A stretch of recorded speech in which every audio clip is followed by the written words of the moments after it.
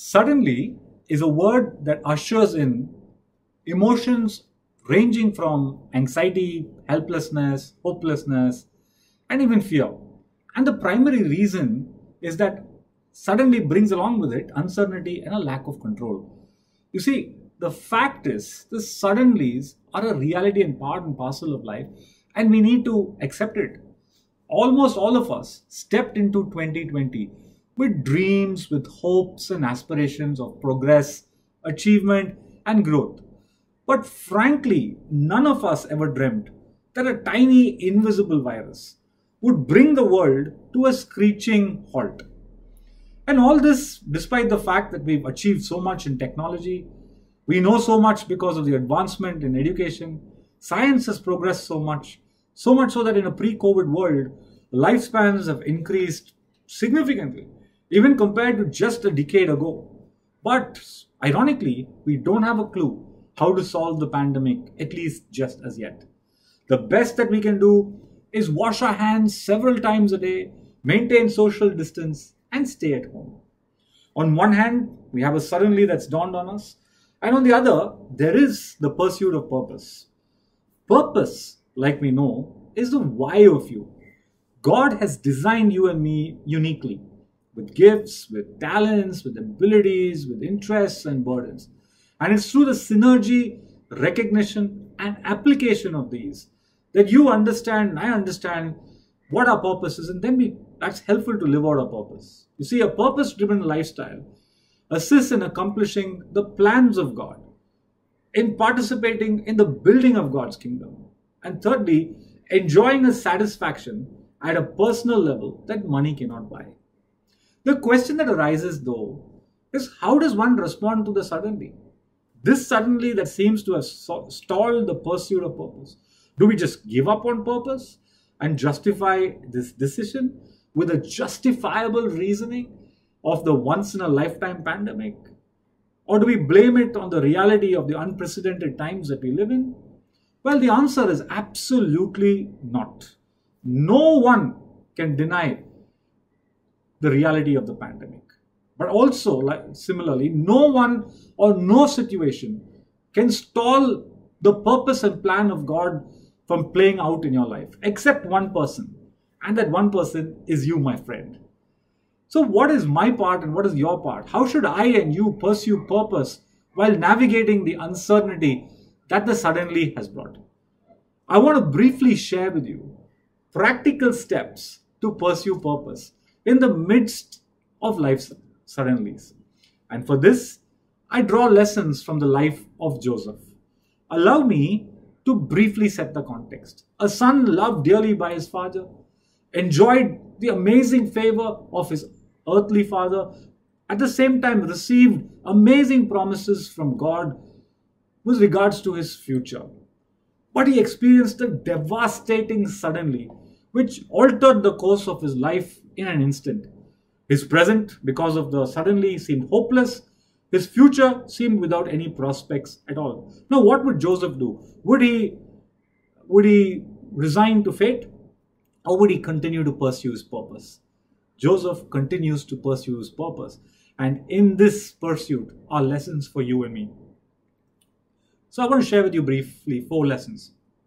Number 1, he accepted the new normal. He didn't crib nor throw himself a self-pity party. Instead, he chose to accept the present without allowing him to be held hostage either to the past and feel completely lost with regards to the future. Now, this is an important lesson for us. Holding on to the past will cause you and me to stagnate and miss the opportunities of the present and lose out on the future. The seasons have changed. Accept it. And no amount of cribbing or crying or complaining is going to reverse the situation. The faster you and me accept the new normal, the better it is. We got to comprehend that situations may change, but God's purpose for us never does. So while you accept this change in seasons, don't quit on your purpose. Accepting the new normal helps in the recognition of opportunities and conditions the new normal presents. Number two, diligently adapt to the present opportunities. Joseph now found himself as a slave in Potiphar's house. Potiphar was a man of authority, an official of Pharaoh, the supreme ruler of Egypt. Potiphar was prosperous, powerful, and prominent. He had several other servants and slaves, and now Joseph found himself as one of the many slaves that Potiphar had. He no longer was the father's favorite son. The promises of elevation that Joseph had now seemed like wild imagination. Joseph's status of a son had changed to a designation of a slave. How would he respond to the drastic suddenly which had come upon him? Will he succumb to the natural emotions of frustration, anger, and disappointment? The Bible tells us that Joseph, instead of succumbing to those natural emotions, he chose to embrace to diligence and faithfulness. He pursued excellence in the interim while he waited for the season of his purpose to arrive. The lesson for us is to be faithful and diligent with the seemingly insignificant, indifferent, and inauspicious season. God notices our behavior and attitude. Joseph's attitude caught the attention of God and his master. God blessed all that he did, while his master elevated him as overseer of his house. I want to tell you, when you and me choose to practice diligence and excellence, the same will be the consequence for us. The third lesson, Joseph chose to live righteously and practice integrity. Joseph now finds himself an alien and in a foreign land. He finds himself as a stranger with complete different practices and strange people, far away from the comfort of his home. Instead of growing in freedom, he is faced with temptation and the test of character. It seemed that God, who had promised to elevate him, had forgotten him. Joseph had a choice to make. Would he choose to yield to the series of temptations, or would he live righteously and practice integrity? In the midst of the test, the temptation, and the turmoil, Joseph utters these memorable words. How can I sin against God? These words were a reflection of the content of his heart, even if it meant being falsely accused and thrown into prison, which seemed a step in the opposite direction from his purpose. But ultimately, God used that location as a platform for his promotion.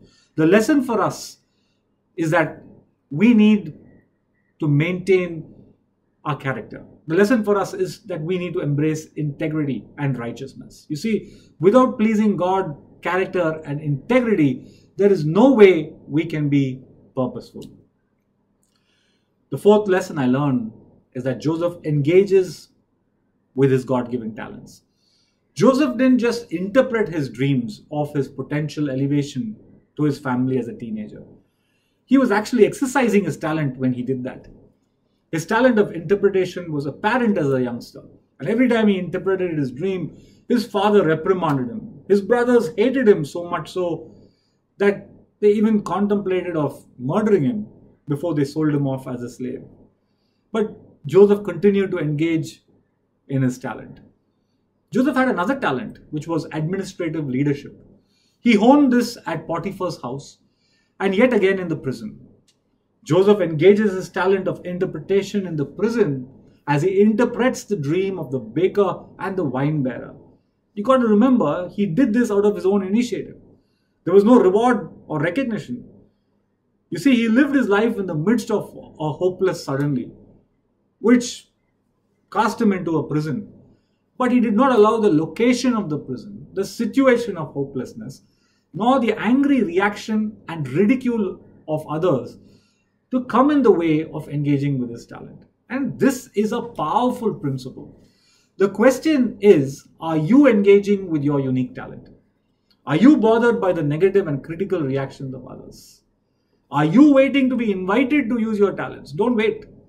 Or are you even waiting for perfect conditions? You see, the pursuit of purpose requires you to start where you are and to start now. You see, studying the life of Joseph, we realize that he faced a devastating suddenly.